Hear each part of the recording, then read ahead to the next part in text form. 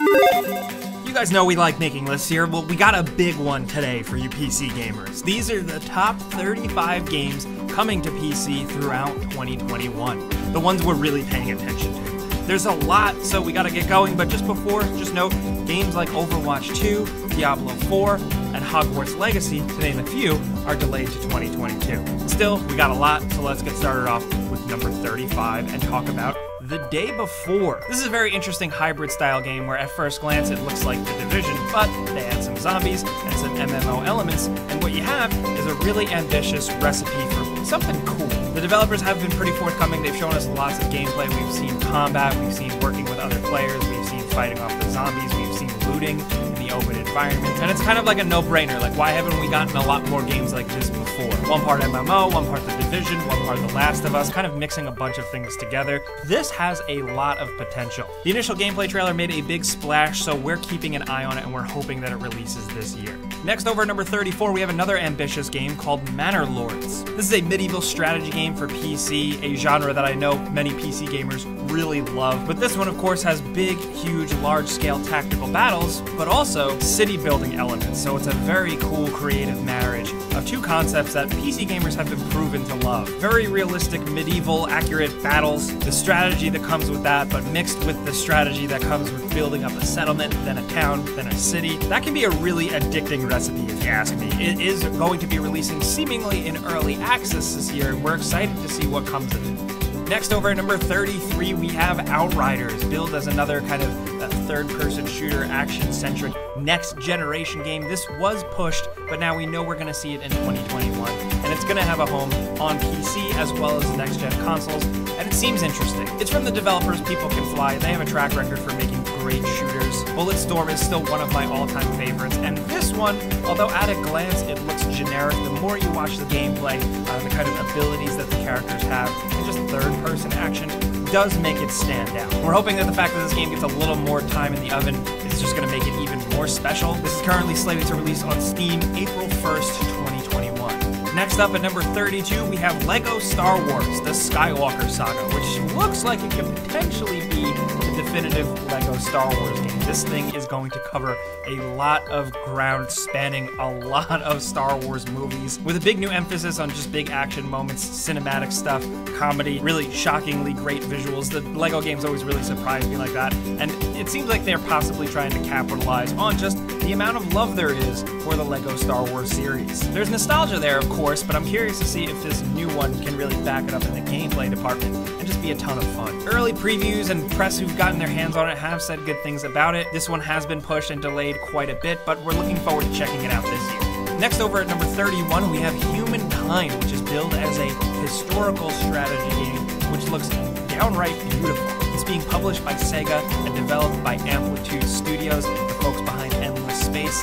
And this looks like almost like something that can compete with Civilization, but bring some new and exciting ideas to the table. It's got a little bit of a different flair to it, a different vibe to it, and if you ask me, as somebody who loves Civilization, I would love to see that big video game franchise challenged by a little guy. There's an emphasis on history here and changing it and cultures and kind of molding them together to create like your own new custom thing, and I'm just excited to see where that can go in the gameplay department. As of right now, Humankind is slated for April 2021. Next, over at number 30, we have Chivalry 2. If you like being a medieval dude and going on castle sieges and killing people with swords and pikes and axes, Chivalry 2 looks to really kind of up the action, and in their description kind of give you that movie-like experience of just high-quality, cinematic, medieval, brutal battles. This is first-person and multiplayer focused, and we're really excited to see what they can do with this, considering Mordhau released on PC, and people loved it, and it really kind of changed the game. So Chivalry 2 has to really step up. We'll know for sure when it releases summer of 2021. Next, at number 29, we have Ghostwire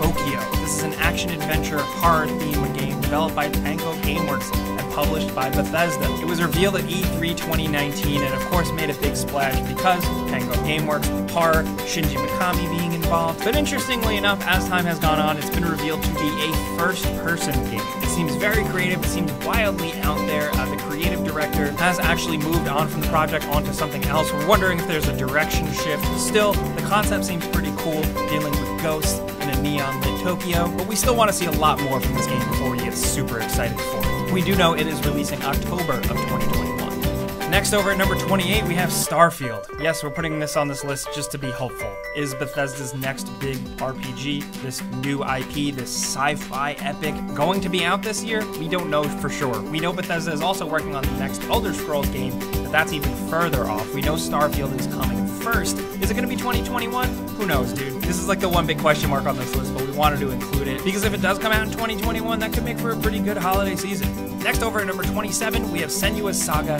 Hellblade 2. This is the sequel to the absolutely fantastic Hellblade Senua's Sacrifice, and from what we've seen of this game, it looks downright incredible. The story looks to be taking an even darker turn considering where the first story went. We've seen some insane visuals. It has been a highlight of the Xbox Series X and that whole thing, but we know that it is also releasing on PC, and we're really excited to get our hands on it. We're guessing, and we're also hoping, that this game gets dated for 2021 pretty soon.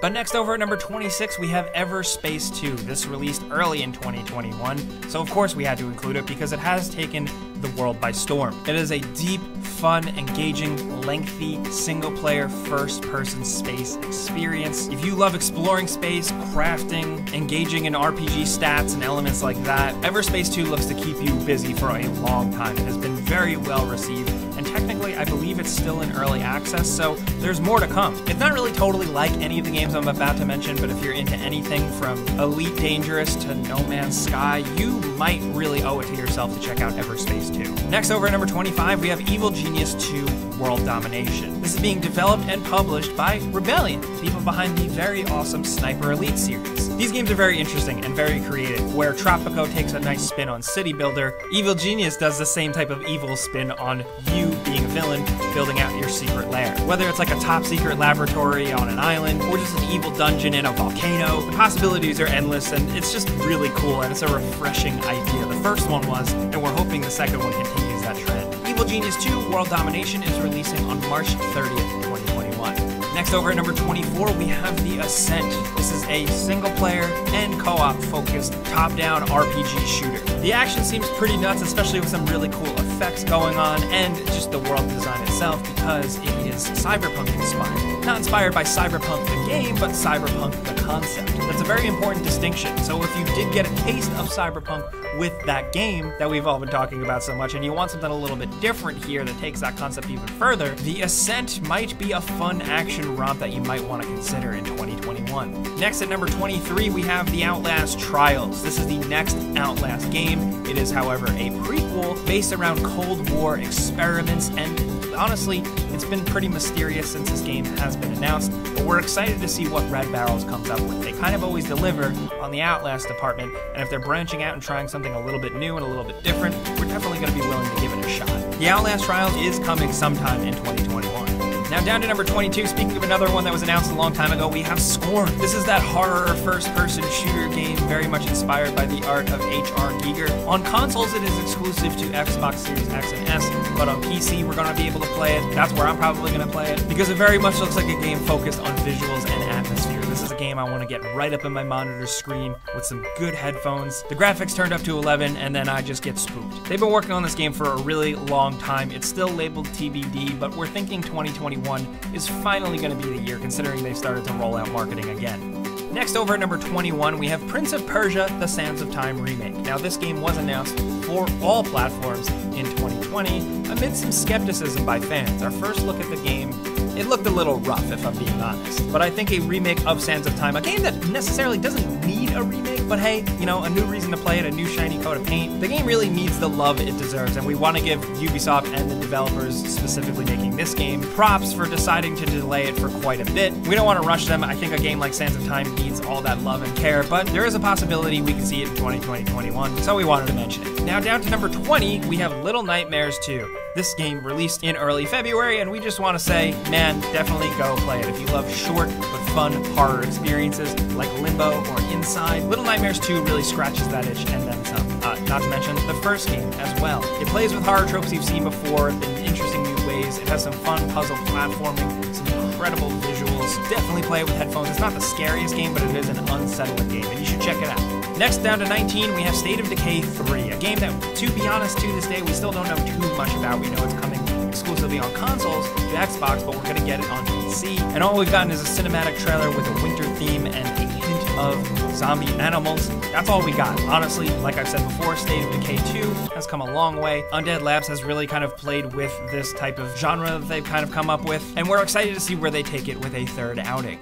Next, over at number 18, we have Everwild. This is the new Rare game. This is an open world RPG with a fantasy style and a new world they're building that we've never really seen before, and it looks cool. It looks creative, but it's also early. We're just excited to see what Rare can do with this. They've been obviously very busy on something like Sea of Thieves. It's nice to see them branch out and do some sort of cool, worldly, fantasy, chill, lo-fi world game. It's been pretty secretive, but we're hoping that we see this game in 2021. Next, down to number 17, we have Stalker 2. We're so excited to get a follow-up to the Stalker games because these are like the PC gamer's game. What this game originally did back in the day with RPG elements, first-person elements, survival elements, and post-apocalyptic elements. I just said elements a lot, but what it does with all of these things was awesome. And now there's so many other games that take these ideas and run with them. We're excited to see what Stalker 2 can do to move it forward again. We've got some little glimpses here and there. The game's been in development for quite some time. We've got some looks and some showcases at the graphics, but as of the time of making this video, we don't know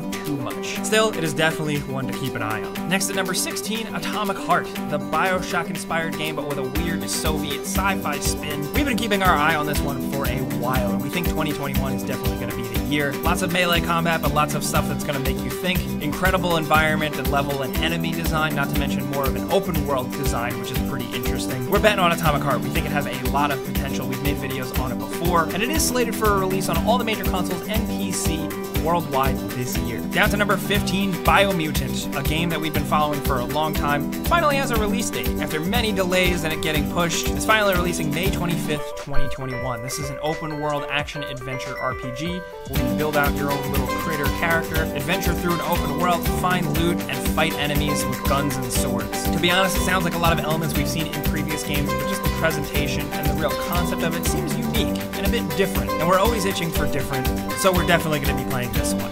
But down to number 14, we have Age of Empires 4. This one has been silent for a while, but this is the big one. We know Xbox and Microsoft are developing this. We know we're going to be able to play it on PC. We know that they've also been spending a lot of time releasing and remastering the old games, and most specifically recently Age of Empires 1 and 2. What is this new one going to bring? How big is it going to be? How crazy is it? As of the time of making this video, we haven't heard too much new about it, but we're still excited. Microsoft has still said that they are still working on it. There is a community behind this game. We're just curious to see when it comes out. We're thinking 2021, and it could be awesome. Now down to number 13, we have Ruined King. This is that League of Legends RPG. Essentially what you do in this game is engage in a story in this world. You gather up a bunch of League of Legends champions and go on a quest with turn-based RPG combat. You get the art style, you get the lore, you get the world building, you get the atmosphere of League of Legends, but with a cool new turn-based RPG presentation. I'm really curious to see what they can do with this one. Riot, of course, has been very focused on specifically League of Legends, but now they are branching out quite a bit, and I'm just excited to see if they can introduce awesome genres of games to League of Legends fans who typically only play one or two types of things. Ruined King, a League of Legends story, could be that when it releases in 2021. Next at number 12, we have Vampire: The Masquerade Bloodlines 2. This one, I'll admit, has kind of been delayed quite a bit. There's been some behind-the-scenes stuff with people working on the game leaving, but putting all that aside, if this does come out this year, it could be pretty awesome. The trailers we've seen, the little glimpses of gameplay we've seen, just the pedigree alone, the previous game, there's a lot riding on Vampire: The Masquerade Bloodlines 2. It is, of course, the sequel to a really excellent first-person PC RPG. We don't get enough of those, especially not ones with vampires in it. We're hoping this one still squeaks by in 2021. Now, over at number 11, we have Resident Evil Village. We're going from vampires to werewolves. This is the follow-up to Resident Evil 7, of course, where you once again are playing in first person as Ethan Winters. It looks like something is up where your kid is stolen for some sort of ritual. You go to a weird village. There are evil vampire ladies and bug ladies. They're all hot. This game just looks absolutely insane. From the action to the horror elements to the inventory management to the survival elements, everything about it is what I want as a Resident Evil fan, especially considering we get to see the real Chris Redfield again. But he's up to no good. We can't wait to see where this mystery goes. Honestly, we've talked this game to death, but it's releasing May 7th, 2021. Down to number 10, we have New World. This is a new MMORPG developed by Amazon Game Studios. You've probably heard about this one. We talked about it in the past. It did have a 2020 release date, but it was pushed. The concept seemed really cool. The art style seemed really cool. We're just curious to see what they can do with this, especially because Amazon Game Studios is a bit new, and their first attempt is an MMORPG, something that is a genre that is notoriously hard to crack, not to mention for a newcomer on the block. Still, we're excited to see where it goes. We're excited to see what Amazon money can do. We're excited to see what their engine can do, because their previous attempts have kind of fizzled out a little bit. New World is coming in 2021, and we're gonna jump in, definitely. Next, over at number 9, we have Gotham Knights. This is an interesting new Arkham-style game that technically does not take place in the Arkham universe, but instead focuses on a new story and world where Bruce Wayne and Commissioner Gordon are dead, and it's up to the Bat family to team together, punch a bunch of dudes, engage in RPG elements and loot, and save the day in an open-world Gotham.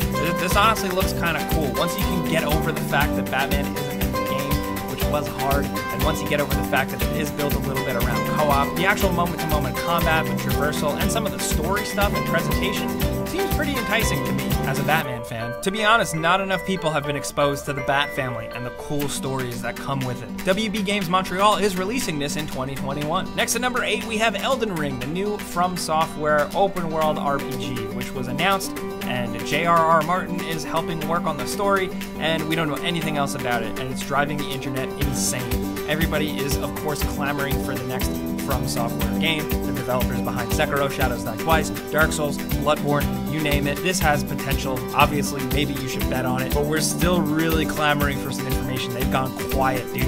Hopefully, they just come out and say, hey, here's the game, here's the trailer, it's out next month. We would love to see that in 2021. It would make us very happy.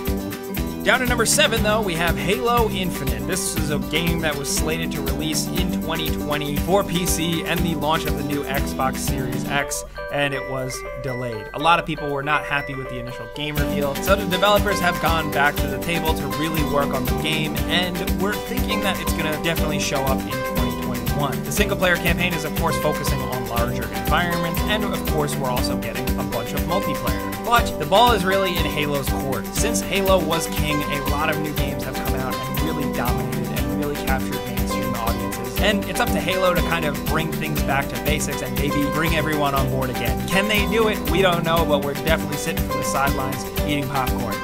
Down to number 6, we have Back 4 Blood. This is a co-op first-person shooter from the people behind Left 4 Dead. Yeah, man. So basically, if you heard that and you thought of something, yes, that's exactly what you're getting. Now, Turtle Rock Studios, the developers, did previously work on Evolve, but we're definitely thinking this time around they get their own spin on things and they get to go back to what they really excel at, and that is shooting zombies with some friends. The weapons look cool, the gore looks cool, the effects look cool, and to be honest, I think this is just a game we need right now, and it's releasing on all the consoles and PC June 18th, 2021. Down to number 5, we have Deathloop. This is a Bethesda-published game that is a PlayStation 5 console exclusive that is also on PC. And honestly, this type of game we think belongs on PC because it's developed by Arcane, the folks behind Dishonored and Prey. We like the concepts, we like the flow of their game, so we're really excited to see what they can do with Deathloop, considering the premise is very interesting. There's kind of this endless fight, this battle between two assassins, kind of a repeating time loop, Groundhog's Day type of thing, and we've seen a lot of things that really caught our eye, like cool weapon designs, character and enemy designs, world designs, just an interesting sci-fi spin and vibe that we're itching to play, especially with a mouse and keyboard. Also, we just love action and adventure games, so there's that too. We're going to be playing this May 21st, 2021. Now down to number 4, another game that released on PC not too long ago is Hitman 3. This is the 3rd game in the Hitman World of Assassination trilogy, where they kind of blew up the level design and opened up the freedom and let you kind of do whatever you want in these endlessly replayable sandbox levels, and we think this 3rd entry is where it all really clicks and come together. As an old school, very traditional Hitman fan, it took a long time for these games to win me over, and Hitman 3 finally did. There's a little bit of story agency that they inject into the levels, but they are still creative and fun and endlessly replayable, where you just kind of make your own memorable moments, and it's incredibly satisfying. Not to mention that, it also just looks downright insane on PC. Consider getting it, turning up those graphics, because wow, it is something else. IO Interactive are just great developers, and we're excited to see what they're going to do next after this. Now down to number 3, we have Far Cry 6, a game that has been delayed, but we think we're going to see at some point in 2021. This is a first-person action, open-world first-person shooter, very much like any other Far Cry game, and it takes place on a fictional Caribbean island of Yara, apparently loosely inspired by Cuba because there is some civil unrest. You engage in that, and you take that fight to the dictator, who is played none other than Giancarlo Esposito, aka Moff Gideon, aka Gustavo Fring, aka the perfect villain. We're really excited to see where this goes, including the way guerrilla tactics are implemented and the game world having its own city in it, the biggest that we've seen in a Far Cry game. Is this going to be enough to finally make Far Cry break from the formula again like Far Cry 3 did? Is this new Far Cry 6 going to feel revolutionary?